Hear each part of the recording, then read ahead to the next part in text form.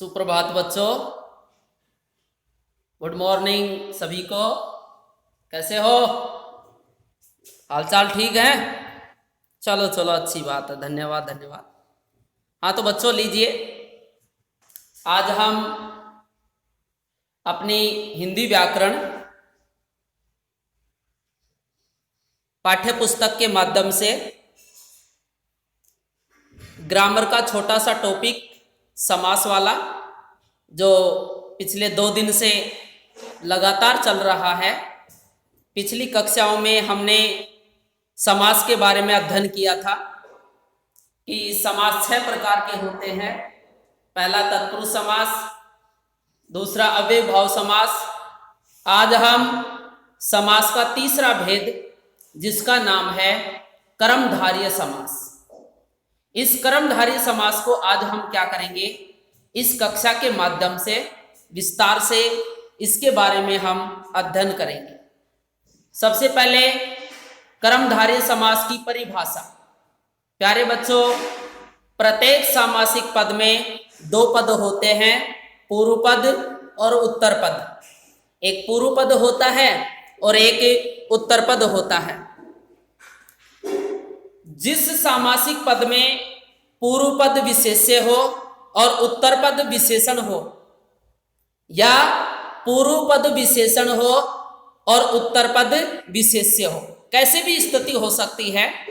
इसीलिए हम इसकी परिभाषा में इतना ही बोलते हैं कि जिस सामासिक पद में विशेष्य व विशेषण का, या ये कह सकते हैं उपमेय या उपमान का मेल होता है, वहां कर्मधारय समास होता है। प्यारे बच्चों, आपको इसमें केवल 2 ही शब्दों को याद रखना है, एक विशेष्य एक विशेषण। और विशेष्य विशेषण का ही दूसरा नाम क्या होता है, उपमेय उपमान होता है। विशेषण का मतलब होता है विशेषता बतलाने वाला, जो संज्ञा या सर्वनाम की क्या बताते हैं, विशेषता बताते हैं। ऐसे शब्दों को विशेषण कहते हैं। दूसरा होता है विशेष्य। विशेष्य क्या होता है, जिस शब्द की विशेषता बताई जाती है उसे हम क्या कहते हैं, विशेष्य कहते हैं। यानी कि वह संज्ञा या सर्वनाम शब्द ही क्या कहलाएगा, विशेष्य कहलाएगा। एक होता है उपमेय, एक होता है उपमान। जिस शब्द की उपमा दी जाती है वह उपमेय, और जिस शब्द के माध्यम से उपमा दी जाती है उसे कहते हैं कर्मधारय। जैसा कि यहाँ पर सभी उदाहरण आपको कर्मधारय समास से संबंधित दिखाई दे रहे हैं। सबसे पहला उदाहरण है चरण कमल। कर्मधारय समास का बहुत ही लोकप्रिय और प्रसिद्ध उदाहरण चरण कमल। यहाँ पर कमल और चरण 2 पद हैं। पहला पद है चरण, दूसरा पद है कमल। और हमने परिभाषा में पढ़ा था कि दोनों पदों की विशेष्य विशेषण के माध्यम से विशेषता बतलाई जाती है, या विशेष्य विशेषण का जहां मेल होता है वह कर्मधारय होता है। तो देखिए, यहाँ पर चरण यानी पैर होता है। कमल का मतलब होता है कमल। कमल कैसा होता है, कोमल होता है, प्रिय होता है, पूजनीय होता है। इसी प्रकार से पैर भी, चरण भी, भगवान के चरण मान लो, माता पिता के चरण मान लो, ये भी क्या होते हैं, प्रिय होते हैं, कोमल होते हैं, स्पर्श करने के योग्य होते हैं। तो इस पद का यदि हम समास विग्रह करेंगे तो इसका समास विग्रह बनेगा कमल के समान चरण,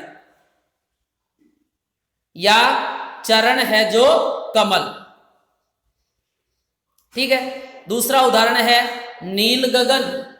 गगन की विशेषता बताई गई है नील शब्द के माध्यम से। ऊपर वाले पद में चरण की विशेषता बताई गई थी कमल के माध्यम से। नील गगन में गगन की विशेषता नील शब्द के माध्यम से बताई गई है, और नील का मतलब होता है नीला। नीला है जो गगन। और प्यारे बच्चों, कर्मधारय समास में समास विग्रह करते समय है जो, इन शब्दों का क्या किया जाता है, प्रयोग किया जाता है। जैसे आगे के उदाहरण हम देखें, चंद्रमुख, मुख की विशेषता बताई गई है, चंद्र यानी चंद्रमा के समान मुख, तो चंद्र जैसा मुख, चंद्र जैसा मुख। जिस भी उदाहरण में आपको जैसा, जैसी, की तरह ऐसे शब्दों का प्रयोग या है, जो, यहां तक जो होता है वो कर्मधारय के ही उदाहरण माने जाते हैं। आगे उदाहरण है पीतांबर, पीत है जो अंबर, यदि आप इसका विग्रह पीत है जो अंबर ऐसा ही करोगे तब आप कर्मधारय समास करोगे, और पीत है अंबर जिसके वह, तब आपको बहुव्रीहि समास करना पड़ेगा, क्योंकि सारी बातें समास विग्रह के ऊपर निर्भर होती हैं। आप विग्रह किस प्रकार का कर रहे हैं। तो पीत है अंबर, यहां पर केवल अंबर का मतलब होता है वस्त्र, पीत यानी पीले, वस्त्रों की विशेषता बताई गई है, पीले वस्त्र। लेकिन जब इसको मिलाकर के विशेष अर्थ प्रकट कर लेते हैं तब इसमें कौन सा समास हो जाता है, बहुव्रीहि समास हो जाता है। ऐसे ही महात्मा, महान है जो आत्मा, लालमणि, लाल है जो मणि, महादेव, महान है जो देव, देहलता, देह रूपी लता, लता का मतलब बेल होता है, किसी भी पुष्प की बेल हो सकती है, और देह का मतलब होता है शरीर। हमारी जो शरीर है, हमारा जो शरीर है, उस शरीर की विशेषता बताई गई है कि शरीर भी लता के समान है। तो रूपी शब्द भी जहां आ जाता है वहां पर भी विशेष्य विशेषण का ही मेल होता है, और ऐसी स्थिति में उसमें भी कर्मधारय समास होता है। नवयुवक, नया है जो युवक, या नव है जो युवक। अधमरा, आधा है जो मरा। अब ये मत कह देना कि सर इसमें पहला पद समास उपसर्ग है, और आप कह रहे थे कि उपसर्ग होता है वहां पर अव्ययभाव समास होता है। हर जगह मैंने बता दिया था कि हर जगह ऐसी स्थिति होती भी नहीं है। यहां पर मरने की विशेषता बताई गई है, मरा शब्द है उसकी विशेषता बता रहा है अधमरा, अध यानी आधा, न तो मरा है और न जिंदा है, मृत्यु सैया के ऊपर लेटा हुआ है। प्राण प्रिय, प्राणों से प्रिय, यहां पर विशेषता बताई गई कि कैसा है, प्राणों से भी प्यारा है। श्याम सुंदर, श्याम जो सुंदर है, श्याम जो सुंदर है वो बन जाएगा श्याम सुंदर। नीलकंठ, नीला है जो कंठ, जबकि इसका समास विग्रह ये करेंगे नीला है जिसका कंठ वह, तब इसमें कौन सा समास बन जाएगा, बहुव्रीहि समास बन जाएगा, क्योंकि नीलकंठ के नाम से किसको जाना जाता है, विशेष तौर पर महादेव को जाना जाता है, भगवान शिव शंकर को जाना जाता है। महापुरुष, महान है जो पुरुष। नरसिंह, नर में सिंह के समान, या नरों में सिंह के समान, या नर रूपी सिंह, ऐसा भी हम इसको कर सकते हैं। कनक लता, कनक की सी लता, या कनक रूपी लता, आप ऐसा भी कर सकते हैं, कनक रूपी लता या कनक की सी लता। नीलकमल, नीला है जो कमल। परमानंद, परम है जो आनंद, आनंद की विशेषता बता दी, आनंद कैसा है, परम है। सज्जन, सज्जन का जब संधि विच्छेद करते हैं तो सत प्लस धन जन बन जाता है, सत धन जन। तो सत यानी होता है अच्छा, जन यानी लोग, अच्छे लोग हो जाएगा। तो सत है जो जन, यहां पर लोगों की विशेषता बताई गई है। कमल नयन, कमल के समान नयन, तब क्या बनेगा, कर्मधारय समास। और कमल नयनी, ई की मात्रा लास्ट में जोड़ दें तो कमल नयनी शब्द बनेगा, और कमल नयनी का विग्रह बनेगा कमल के समान नयनों वाली है जो वह है। ऐसी स्थिति में इसमें बहुव्रीहि समास बन जाएगा। तो ये सभी उदाहरण कर्मधारय समास के उदाहरण हैं। आप इतना याद रखें, कर्मधारय समास में विशेष्य या विशेषण का, उपमेय या उपमान का आपस में क्या होता है, मेल होता है। पूर्व पद विशेष्य होगा तो उत्तर पद निश्चित रूप से विशेषण होगा, और यदि पूर्व पद विशेषण है तो उत्तर पद हमेशा क्या बनेगा, विशेष्य होगा। ये उल्टे सुल्टे हो सकते हैं, ये गारंटी नहीं है कि पूर्व पद विशेष्य हो, नहीं, पूर्व पद विशेषण भी बन सकता है। पूर्व पद उपमेय होगा तो उत्तर पद हमेशा क्या होगा, उपमान होगा, उपमा बताने वाला। जैसे कमल नयन, ठीक है, कनक लता, इसमें उपमा अलंकार है। कनक रूपी लता, उपमा दी गई है किसको? कनक को। कनक यानी क्या होता है? सोना। लता यानी बेल। तो ये सभी उदाहरण कर्मधारय समास के उदाहरण हैं। आइए अब इससे आगे हम बढ़ते हैं। कर्मधारय समास के बाद में समास का चौथा भेद हो जाता है द्विगु समास, और बहुत ही प्रसिद्ध समास है। सबसे ज्यादा उदाहरण यहीं से पूछे जाते हैं। तो लीजिए हम द्विगु समास का भी क्या करते हैं? अध्ययन करते हैं। द्विगु समास की परिभाषा जानने से पहले हमें यह जानना होगा कि इसमें भी दो पद होते हैं। एक पूर्व पद होता है, एक उत्तर पद होता है। यदि पूर्व पद संख्यावाची हो, संख्याओं का बोध कराने वाला हो, संख्या का ज्ञान कराने वाला हो, और उत्तर पद समूह का बोध कराए, ग्रुप का, उसे हम क्या कहेंगे? द्विगु समास कहते हैं। यानी कि जिस सामासिक पद में पूर्व पद संख्यावाची हो और उत्तर पद क्या हो? समूह का बोध कराए, उसे हम क्या कहेंगे? द्विगु समास कहते हैं। जैसे नवग्रह, 9 ग्रहों का समूह है, उसी को हम क्या कहेंगे? नवग्रह बोलते हैं। दोपहर, 2 पहरों का समय, उसे हम कहेंगे दोपहर, सुबह का और सुबह के बाद का। त्रिवेणी, 3 वेणियों का समूह, वेणी का मतलब नदियां होती हैं, नदी होता है, तो 3 वेणियों का समूह वो क्या कहलाएगा? त्रिवेणी कहलाएगा। गंगा, यमुना, सरस्वती, 3 वेणियों का क्या हो गया है? समूह हो गया है। पंचतंत्र, 5 तंत्रों का समूह क्या कहलाएगा? पंचतंत्र। तो प्रत्येक उदाहरण में आप देख लीजिए, पहला जो पद है वो संख्यावाची है, संख्या का ज्ञान कराने वाला शब्द होगा। जैसे त्रिलोक, त्रिलोक में त्रि शब्द 3 का बोध कराता है, 3 लोकों का समूह है। लोक शब्द यहां पर समूह का बोध कराएगा, 3 लोकों का समूह है।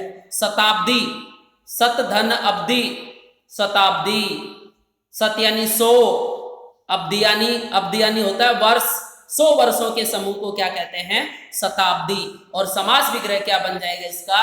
100 अब्दों का समूह है। पंसेरी, पंसेरी से बनेगा, पंच से बनेगा 5, सेरी से बनेगा शेर। शेर का मतलब होता है 1 केजी, 1 केजी को शेर बोलते हैं। और पन यानी 5, तो क्या विग्रह बनेगा? 5 शेरों का समूह है। सतसई, सतसई का मतलब होता है 700 पदों का समूह। एक रचना है बिहारी की, उसका नाम है सतसई, जिसमें 700 से भी 713, 14 उसमें क्या है?